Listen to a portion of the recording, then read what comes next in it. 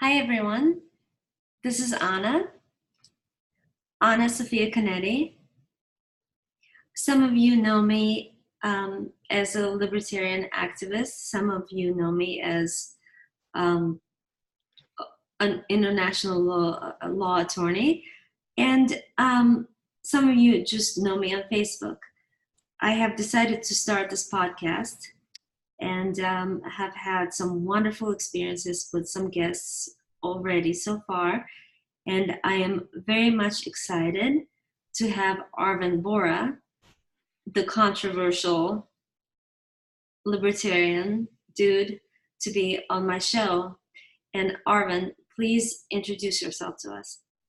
Anna, thank you so much for having me on today.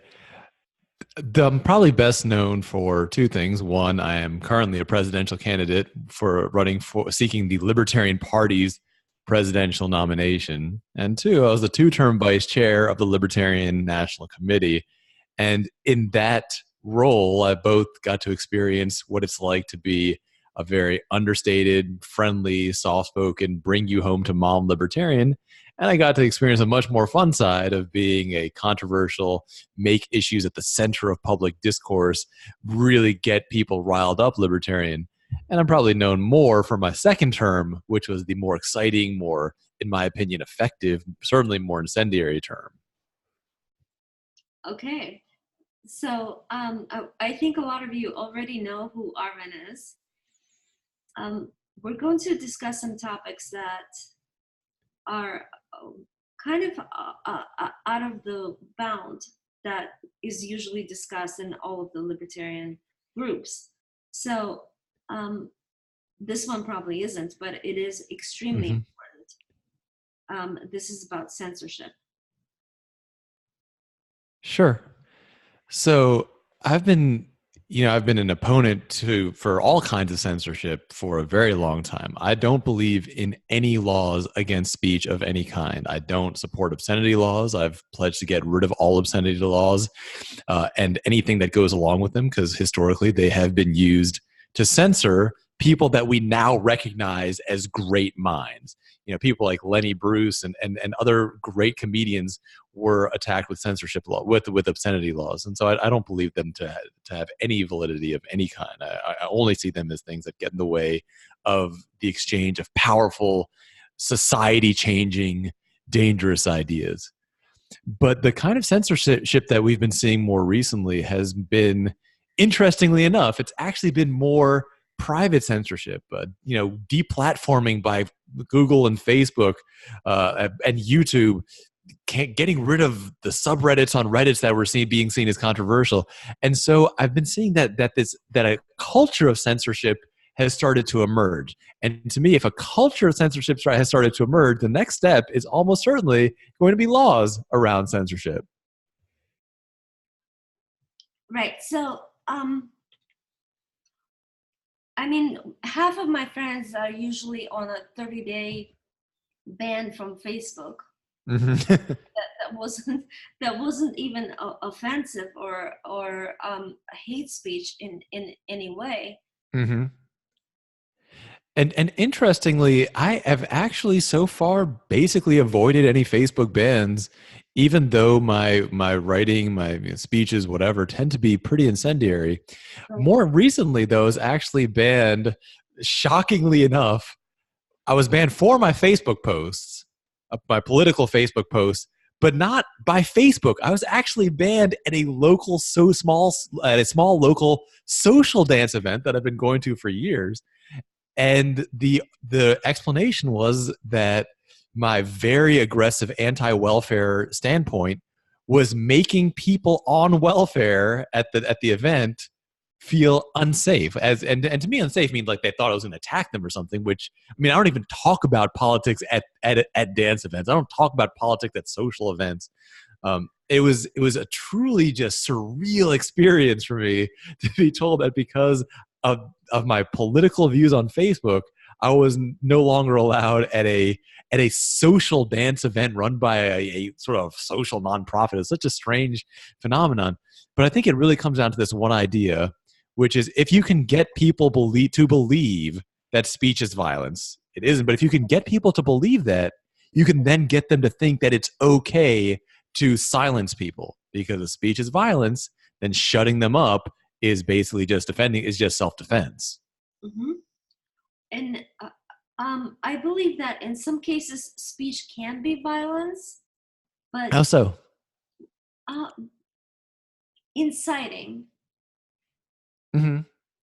So for example, a speech where it's like, "Hey, everybody, go kill that guy," or something like that. Right. Sure. I mean, if you're inciting somebody to violence, I mean, I still think that it's like, I don't really believe that it's the speaker's fault. People say, "Oh, it's Congress's fault when a soldier kills someone overseas." I say, no, it's not. The congressman didn't pull the trigger. The congressman didn't force you to join the military. The congressman didn't do anything like that. He told you to do something, and then you did it. Right. That's your fault. That's where personal responsibility lies. Yes. Yeah.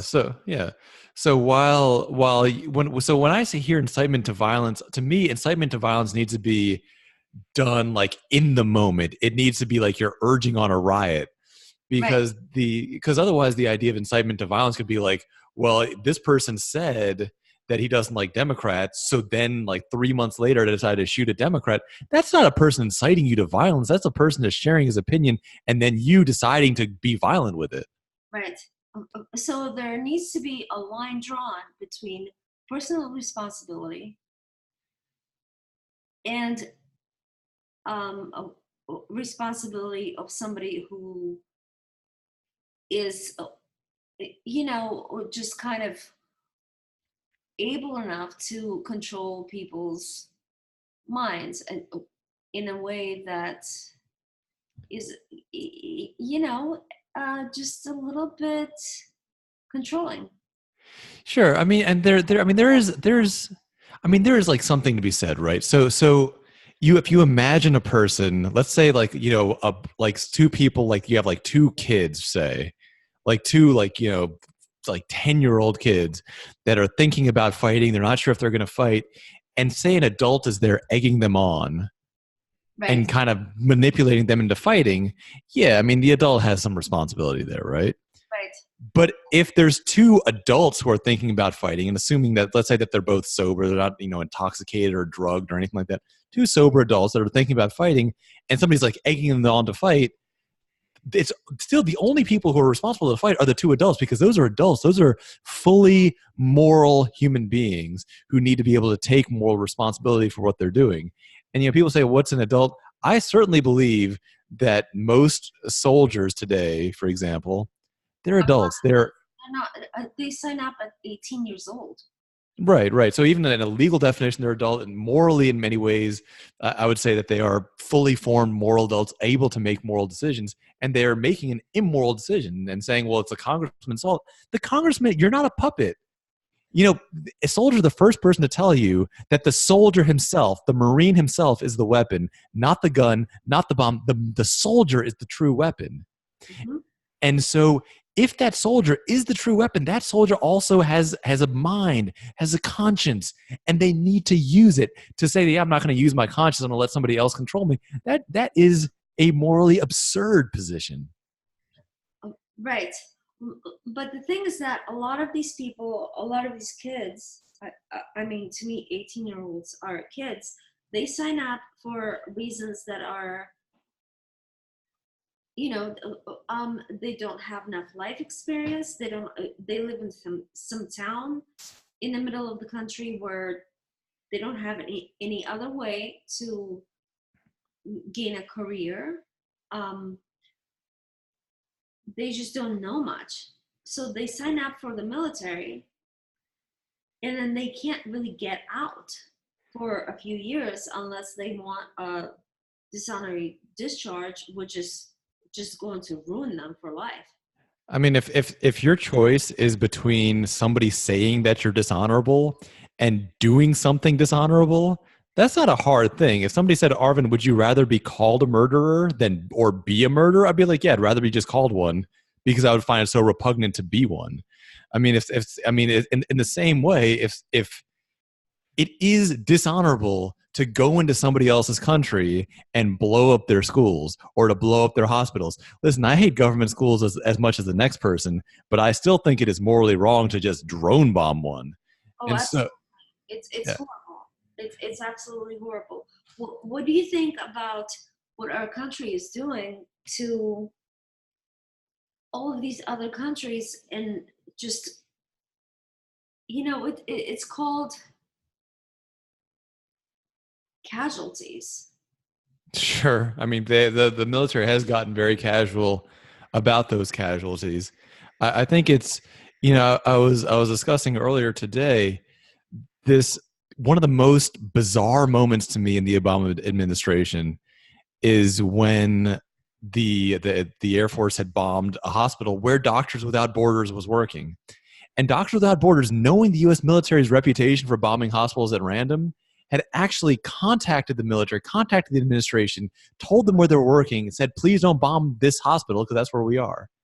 And they accidentally bombed it anyway. The Obama administration said, well, we bombed the wrong hospital. And to me, listening to that, I'm like, how have we gotten to the point where there is a right hospital to Exactly. drone bomb? And It's that's a the, hospital. yeah, I mean that's how far this has gone, and that's what happens when you allow when you persist in this fantasy that a person who's doing a thing bears no moral responsibility. If you're pulling the trigger on that drone missile, if you're pulling the trigger on a rifle, you have responsibility. You are a moral agent. Your brain has not been removed. You're not a puppet. You don't have, following orders is not an excuse. It is not a moral excuse. It is not recognized as a moral excuse even by international legal tribunals and whatever. But it's so wrong, and it's to me it's a tragedy that we've come to a place where we're debating about, was this the right hospital or should we have bombed the other hospital? Right. That's just crazy. It's horrible. Are you familiar with the Milgram experiment? Experiment? The prison experiment. No, the Milgram experiment. Is that not the one where they split the people into prisoners and guards? No, that was the Stanford experiment. The Milgram Oh. experiment was the one where they had, they just got random people Mm-hmm. and had them shock somebody from behind the wall, from behind. Oh, right, now I remember. Yeah. Go ahead. So they just go pretty much all the way to shocking that person to death because they're listening to an authority. Mm-hmm. Mm-hmm. And most of them did that. These were just random recruits from the street. And so let's think about, how does somebody get there? I mean, look at their education, right? Look at how they're built up. They're put through an indoctrination system pretending to be educated where they have no say in what they study. They have no say in when they study, where they study. They're essentially put into prison, called up that's incorrectly called a school, and taught above all one lesson, which is obedience to authority. You mentioned earlier that a lot of the people in small towns incorrectly believe that they have no other job prospects. Where did they get that idea from? I mean, they got that idea from their public schools combined with the recruiters that are let into public schools to lie to teenagers. Yes. So this is where we move on to our next subject: government schools. Mm-hmm. Mm-hmm. So, I mean, my view on government schools is certainly no secret. I view them as completely horrendous education. I view them as morally abhorrent. They are funded by force. People are forced to pay for them against their will. They are the primary excuse for property taxes, which prevent any person from permanently owning property. We're only ever renting property from the state forever.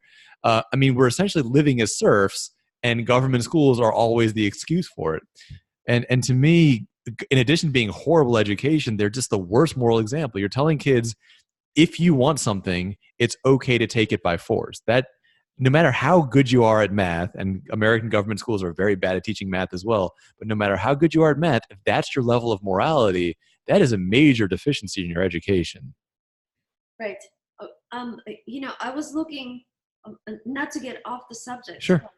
I was looking earlier today about school lunches, and Mm-hmm. because there was a story that some parents got threatened by a school district in Pennsylvania to take their kids away and put them in foster care because they didn't pay their school lunches dues, that kind of thing.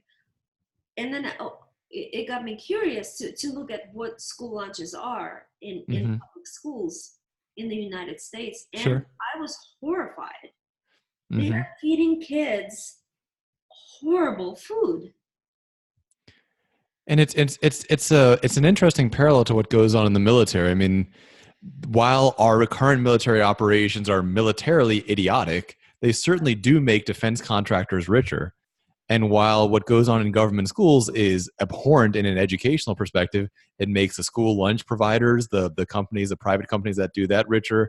It makes the private companies that provide the just junk nonsense textbooks, it makes them richer. It makes people who provide like the terribly incompetent curricula like Common Core, it makes them richer. So it's just as the defense contractors are made rich at the expense of U.S. soldiers and at the expense of U.S. taxpayers and at the expense of the foreign children who are being bombed. The educational system is making these contractors rich at the expense of the education and, in this case, the food of the children who are being sacrificed to government schools. Right.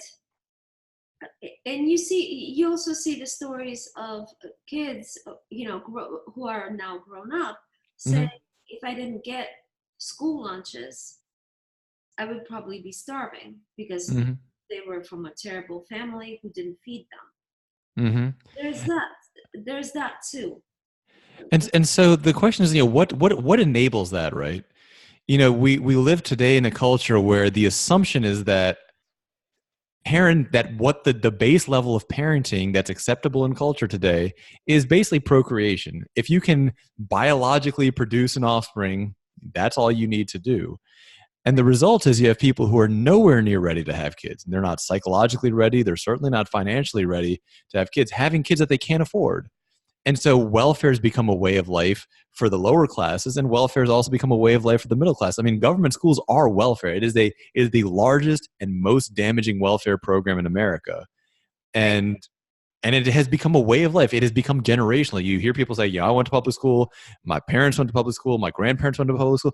That is what generational welfare is. No one who is on welfare thinks there's anything wrong with it, except for the people who are on welfare for a very short period of time while they, try to get off it. But that's not what we're seeing here. We're seeing the glorification of welfare through government schools. My opposition to that, of course, tends to have a lot of social blowback. And I'm fine to face that because I don't want to see something that immoral continuing to damage the education of American children. I absolutely agree with you, and I also agree with you that education, the K through 12 education Mm-hmm. in the United States is horrible.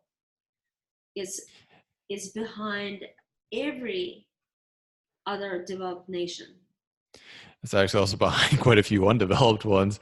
One of the really yeah, I mean, one of the really interesting things that we've seen in education is in some countries, India is an example, where the population is generally pretty poor and the infrastructure, the government run infrastructure is by and large non-existent, that there are actually small private schools. Do they have a lot of iPads and stuff? No, because iPads are distractions. They're the things you keep away from kids. You don't try to use them to educate kids. It's a nonsensical approach. Do they have Common Core? No, it's because Common Core is a stupid curriculum. But they have ways for people to learn. I mean, kids learn things at these private schools. These are poor families who are using private schools. Just like poor families go to private grocery stores, just like poor families go to private clothing stores, they can go to private schools and it works. And that's the amazing thing.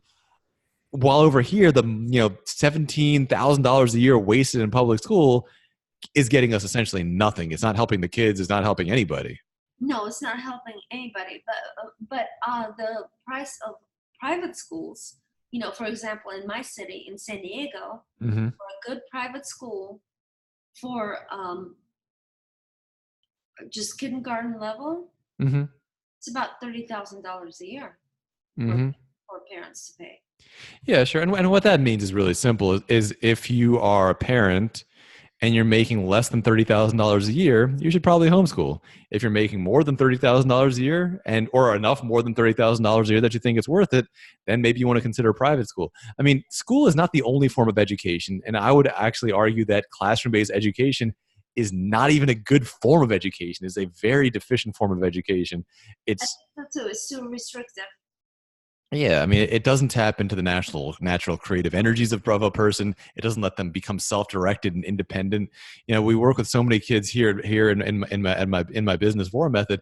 We work with so many students who, for their first 17 years of life, never got to make a single decision for themselves, and that's not a good thing for them. That's not a good thing for anybody.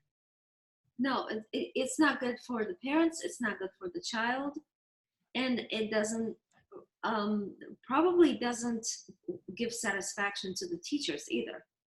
No, and I think that's really true. I mean, I'm one of the few lucky people in education. You know, I get to work in the private sector of education, the fully private sector of education, and we can be so innovative. We can try different things out. We face problems and we overcome them, and some of them are hard problems and they're frustrating problems, but they're good frustrating. It's not like we're dealing with the frustration of an idiotic law or regulation. We're saying, like, how do we figure out how to address this educational issue? And it's amazing to be able to do that. But the simple fact is that it's not like just in order for a teacher to be able to live, that teacher needs to have a certain number of students, right? You couldn't have each student with 20 teachers. It doesn't work in that order. And because so many people are wasting their lives in government schools, it is actually not just damaging them, but it's actually taking opportunities away from their own teachers. Like, those teachers, there are good teachers in public schools that are making a morally wrong decision, but those people, if set free by the free market, could be doing incredible things instead of being forced to teach things like Common Core. Yes, a Common Core is the worst. Seriously. It is just bizarre that thing managed to make it through. It is just a source of so much unhappiness, so much incompetence. It's damaging mathematical education. It's exactly what happens when you put the government in charge of anything important or anything unimportant, but especially when you put them in charge of something important, they manage to ruin it. Yes, I mean, I tutored calculus in Mm-hmm. college in my undergraduate, Mm-hmm. and when I look at Common Core, I can't make any sense of it. What even is this? It's just bizarre. I don't know what kind of a brand of postmodernism that is, but it's so so let's move on into the a little bit more of a difficult topic to talk about: Sure. age of consent. Mm-hmm. Mm-hmm. Let's talk about that. It's an interesting issue because it is very emotionally triggering. Yeah, right. Because when you have people like me say, I don't believe the government should be involved in age of consent, Mm-hmm. just as I don't believe the government should be involved in education, people interpret that to mean that I believe that any person at any age should be having sex, which I do not believe, not one bit. I don't believe that teenagers should be having sex. Not because of, I mean, not because I don't think that teenagers can make moral decisions. It's because I don't think teenagers have enough money to pay for kids.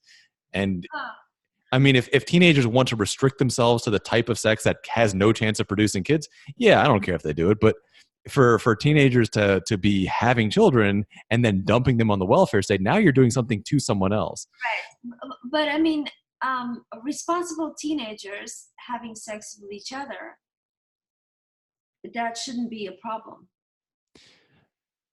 If a teenager, so to me, an adult is somebody that does adult things, right? So if there is somebody who is like 14 years old and has their own house and has their own job and has their own car and says, like, yeah, I want to have sex and have kids, by all means, go ahead and do it.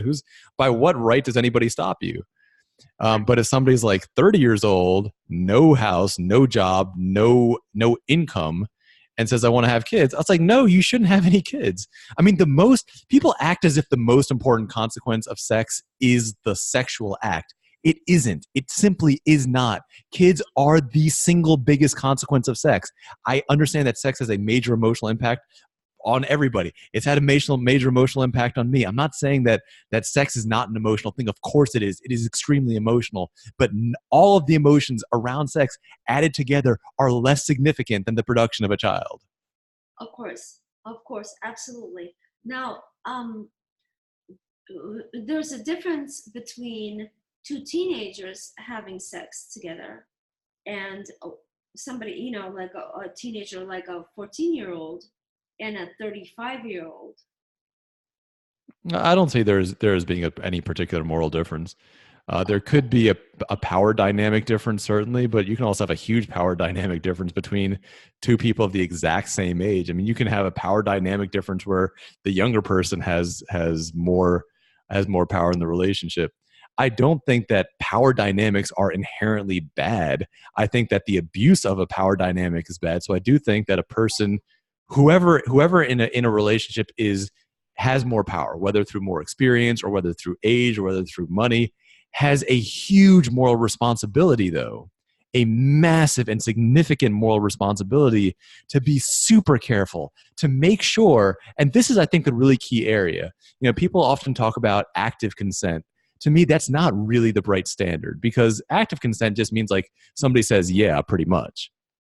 To me, the standard that you need to use for sex of any kind, whether you're the same age or different age, the standard you need to use for sex, no matter what, if you're the person who is supposedly has the greater power, you need to use the medical standard, which is what we call informed consent, which means that the onus is on the medical practitioner or the researcher to make sure that the patient fully understands what they're getting into. They understand every aspect of either the experiment or the medical procedure before. Isn't like just getting a yeah is not good enough.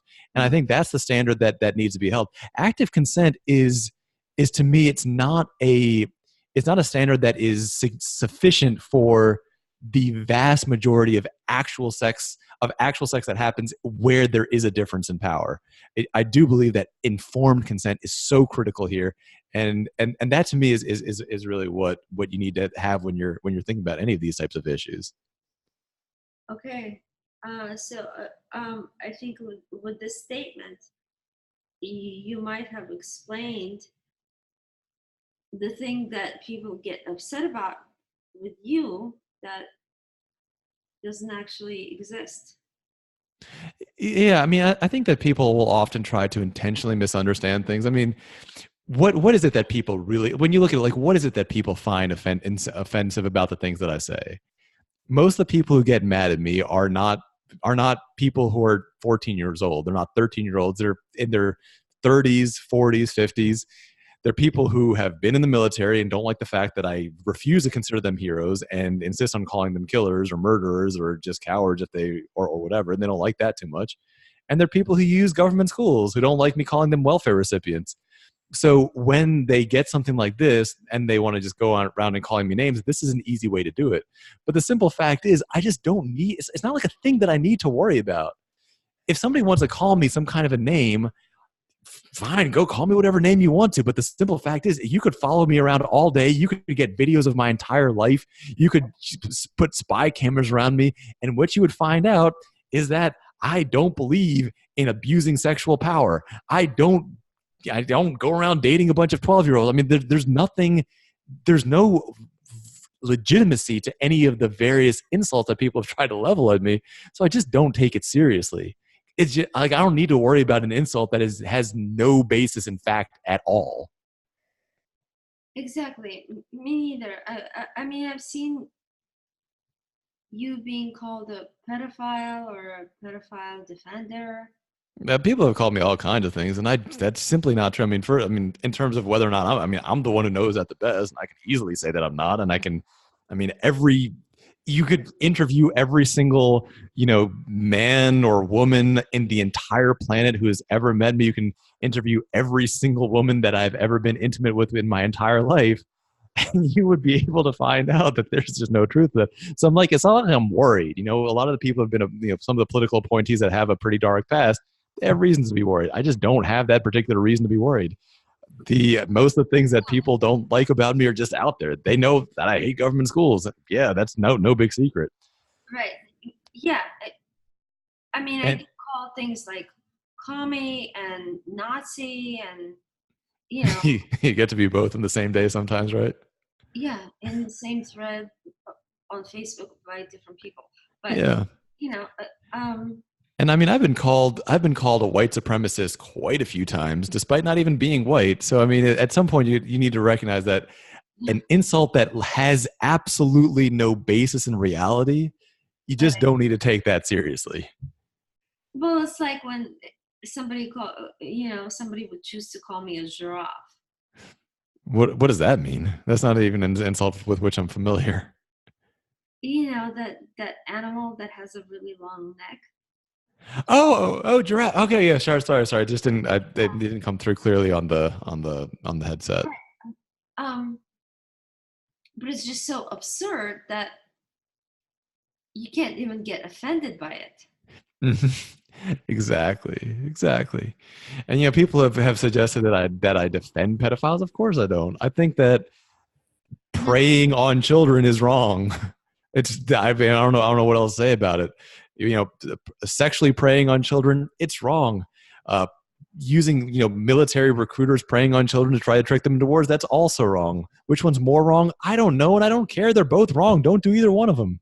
So it's when I say that I don't want the government involved in a thing, it doesn't mean I don't think the thing is important. I think that the government screws it up. If you look at the biggest source of sex trafficking in the United States, especially the sex trafficking of children, it's the government-run foster care system.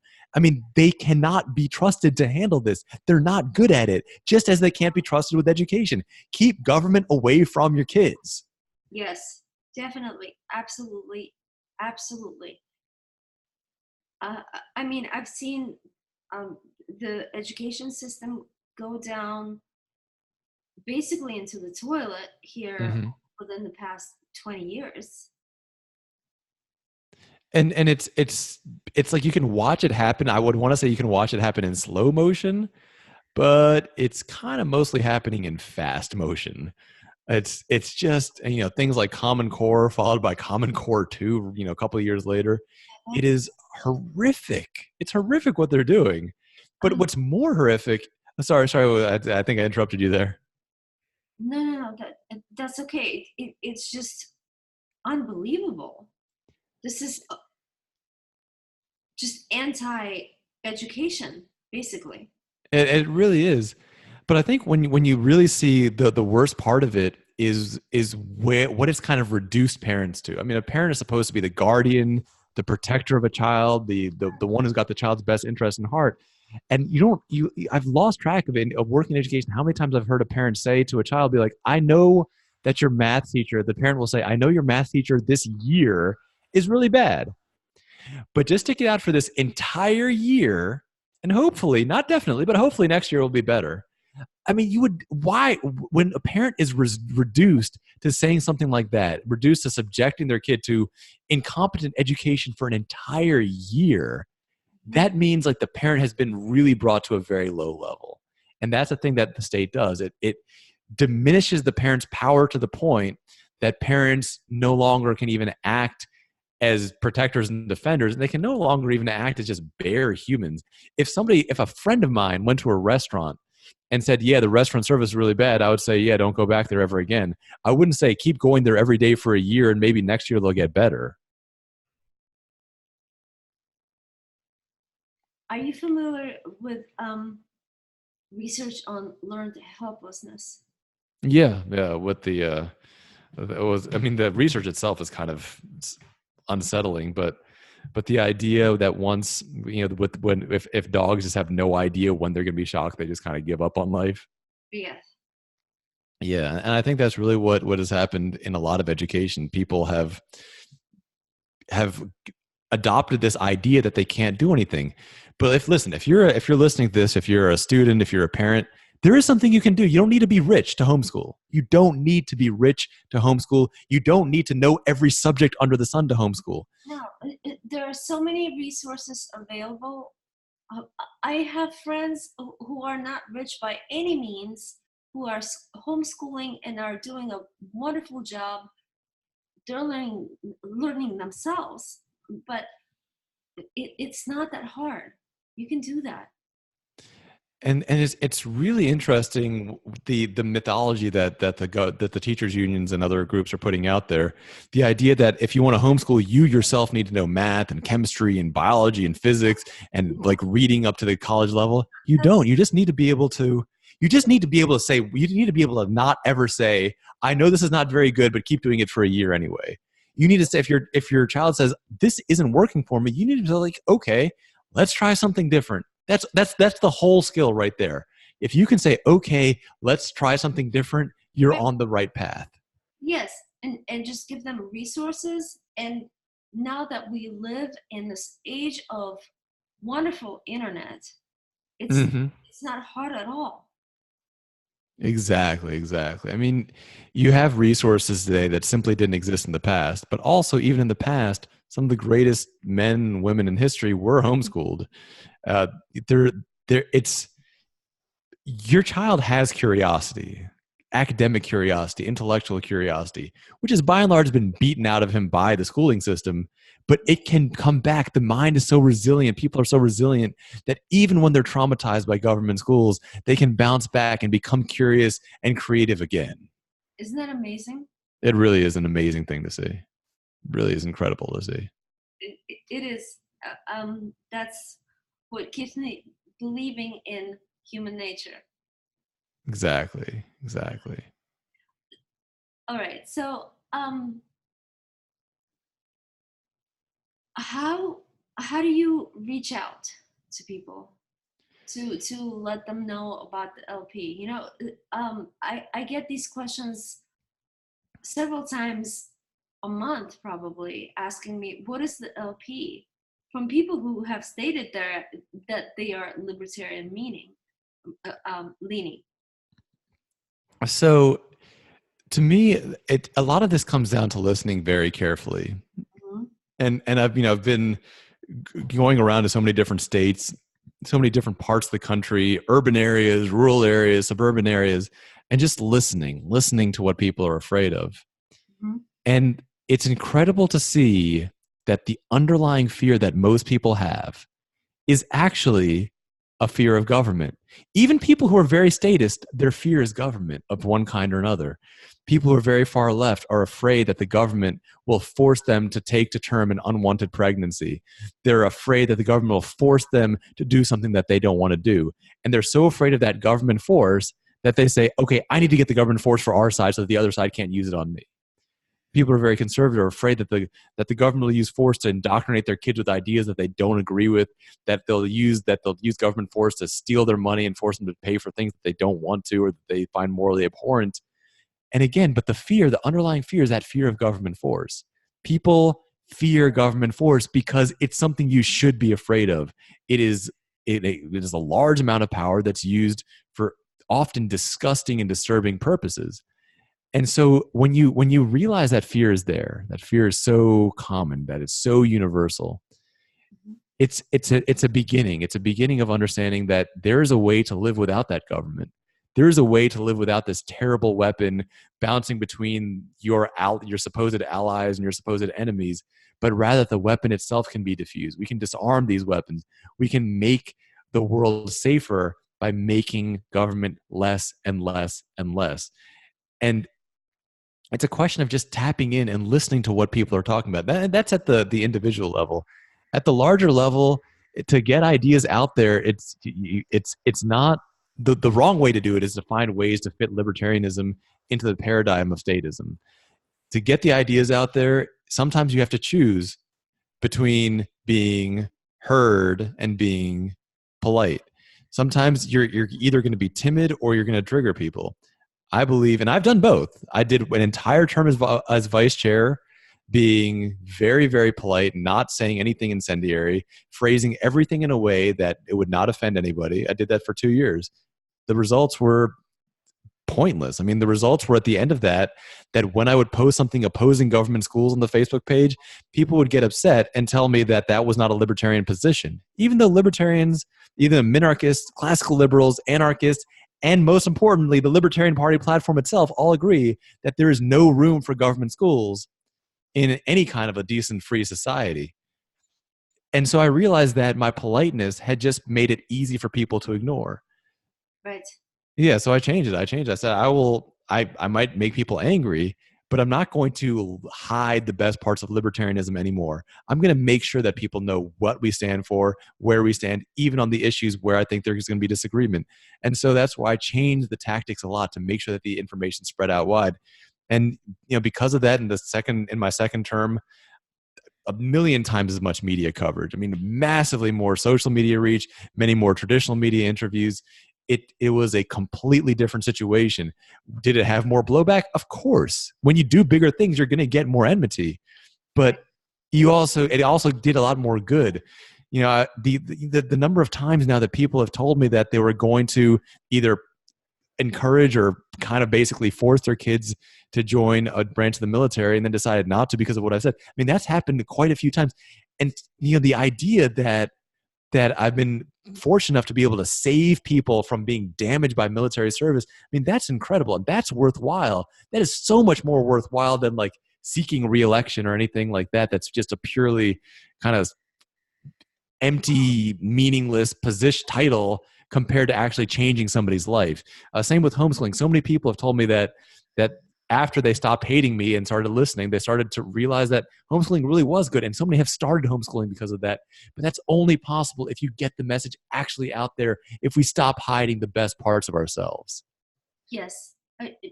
Just be honest and straightforward.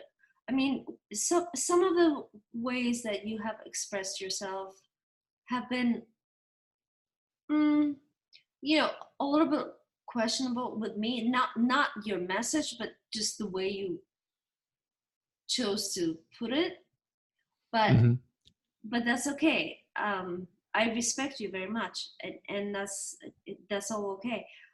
Now, one of the things I want to just, if you don't mind, just comment on that. And it's the thing that I've heard from quite a few people that say, like, I don't mind what you say about government schools or age of consent or military. It's just the way you say it. right. And so then the usual follow-up was, well, how would you prefer? Because what their way of communicating is simply not communicated. Silence is not communication. No, Silence isn't not communication. That's not my style. You know me.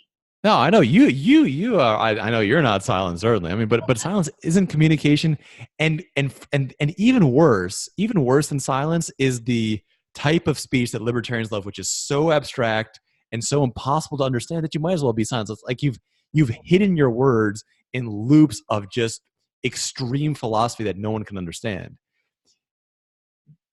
If people don't understand what you, I'm saying if people don't understand what you said, then you didn't communicate anything at all. Exactly. And I have a big problem with people whose method of communicating is to hide what they're communicating. Right. Or to say, oh, you don't understand anything. Here are some books that you can read. Here's some books, right? Right. Mm-hmm. Let me know when you've read these 25,000 pages of books. Right. So that's a way of dismissal, in my opinion. Mm-hmm. Yeah, I'm a lot more direct than that, but well, that you certainly are. Oh yeah, I'm glad you noticed. So as far as outreach goes, it's pretty difficult because you can't just go and yell at somebody at a dinner party. That's true. It's just there's the off-putting part to it, and unfortunately I see a lot of libertarians just being too eager to and too just I don't know. I mean, there is like, I mean, you need to have just basic normal social skills and social politeness. Yeah, I talked about hosting a social skills boot camp. I hear that. I mean, here's the thing: there's public discourse and there's private discourse, right?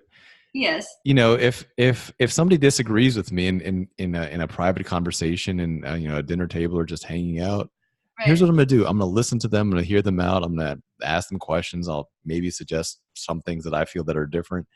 And it's going to be mostly them talking. And that's to me how public-private discourse should be. Public discourse, if somebody disagrees with me in a debate, I'm going to try to hammer them because that's what you do in a debate. There's different ways to communicate in different settings. So the people who I've debated with or debated against, they get a really different side of me than people who I've talked to at a social event. Right. In there's another part to this. Mm-hmm. Things that we post on Facebook, because what you post on Facebook, what I post on Facebook, people who don't know us, they just see it as some kind of a statement that is disagreeable to them, and they get mad. But Mm-hmm. they don't know where we're coming from, why we're saying what we're saying. So how do we deal with that? So there's an interesting kind of ideology that I've been like learning about, thinking about, which is that people will often disagree politically about opinions just fine, and they'll even disagree about facts. But most groups have these sacred, unstated views that you must hold. Like you have to believe this, and if you don't believe this, the group is going to do whatever they can to shut you up. And that's something that has been becoming an increasing tactic. Once people believe, of course, that words are violence, now they shutting people up becomes the new self defense. But it goes really deep. I mean, for most of human history, if you were kicked out by a tribe, rejected by a tribe, you were going to die. Today, thanks to capitalism, it's no longer true. You can have whatever beliefs you want to, and your money still works at the grocery store. And because of that, people are starting to freak out because those who depend on the tribe, those who depend on either government schools as welfare or traditional food stamp welfare, military welfare, they have research jobs which wouldn't exist without welfare as research grant because it's not really benefiting anybody. All of that's dependent on that. And when they see something that threatens the tribal beliefs that are keeping their lifestyle going, they're going to try to fight that. They're going to try to fight that not as a political debate, but as a threat to their existence. And so when people are doing that, that's fine. That's they have the right to attack that way. But to me, I'm going to try to use their force against them. I'm going to say, well, if you're going to spaz out and yell a bunch, I'm going to give you the message that I want you to scream to the whole world. And most people will probably agree with you, but some people are going to agree with me, and you will have gotten my message to them. I think it is perfectly fine to intentionally jujitsu a larger group's greater reach against them. Uh-huh. I agree with you completely. So you're a real libertarian, aren't you? Yeah, I mean, I wasn't always. I started out more, I thought I was a libertarian, but I was really a centrist. And then as I learned more about real libertarianism, I realized that I liked real libertarianism. First, minarchism, I really, really identified with. Then later on, anarcho-capitalism, I really identified with. I thought it was something that was both more moral and ethical, but it was also something that was just more effective. And there was so many examples that I could find, things like when Hong Kong was semi-free, how it immediately became this massive cultural and financial and economic superpower compared to China, which was in many ways a similar-ish culture, but was worse in essentially every way. Even environmentally, the biggest source of pollution in Hong Kong today is the pollution coming over from mainland China. That's the difference from a little bit more freedom. Yes, definitely. Absolutely. We can't, we are here in the United States. We Mm-hmm. can't control everything that goes on in every country. Mm-hmm. And it's foolish to even try to do that. I mean, there's, we think about like if you're in, like even in California, people hate when Washington D.C. tells them what to do. People in Alabama hate that. But trust me on this, people in Baghdad hate it even more. Much more. Yeah, much more. Right. So to me, the main principle of libertarianism is live and let live. I think that's a really good description of it. I mean, do what you want as long as as long as you're not hurting anybody else, Exactly. and don't steal from people. I mean, that's the big thing. If you earn money, that money is yours. No one has the right to take it from you. Right. Taking it from you is a violation. I absolutely agree. Absolutely agree. So um, now I want to ask you, is there something culinary you would like to share with us? Sure, sure. I mean, as I've been more in the liberty movement, I've gotten more into learning about, like agriculture, planting, all that kind of stuff. Oh, really? And yeah, and I've also gotten more interested in cooking and whatnot. I would say probably one of probably the two most rewarding spices that I've been using lately are things that I hadn't really tried out before, but I've been found, and I do eat a lot of meat, and I found that they've been really nice in hamburgers, steak, things like that. And so the two ingredients that I really think, if you're into cooking, you should definitely try them out. One is lavender. Lavender is usually not seen as it's often seen as more of a sweet spice, but it's an incredibly powerful savory spice. And the other one, juniper berries. I mean, juniper can really just bring out an Oh, yeah. incredible nuance. Well, we use juniper berries in Georgian cooking always. Really, really Yes. Uh-huh. nice, nice. Yeah, I mean juniper berry. That's the more recent discovery for me, and it's just I think it's especially for red meat, just incredible. Yes. I'm gonna have to send you a spice mix. That's the Georgian spice mix. Oh, it sounds amazing. Yeah, it has fenugreek and juniper berries and I don't remember all of them, but it's really good stuff. Nice, nice. Yeah, I'll do that. So, what do you recommend for our listeners to cook? So I think that a great thing to do if you like meat, if you like red meat, is really experimenting with hamburgers. I know people say it's such a simple thing, but because it's ground meat, you can try out a lot of different nuances with spice. You can see what happens if you put the spices inside versus on the top as a finishing spice at the end. It's an incredible. And it's not even that hard. It's great for people who are first starting out. I think that to me is one of the, even now when I want to try out something new, I'll often first try it out with a hamburger just to see what happens with it. Right. Yes, that makes a lot of sense because you can dilute it in there a little bit more. Sure. Exactly. And Hmm. because it's ground, you don't usually have to marinate things overnight. I mean, you can really experiment more quickly. Right. Okay, so this is cooking advice from Arvin Vohra. So on this, we will conclude. Arvin, thank you so much for visiting. Yeah, thank you so much for having me on. And my website, if you want to find out more about me, is votvora.com. Exactly. Yes, and I will post that when we post the podcast. Thank you so much, and good night. All right, good night. Good night. Thanks for having me on.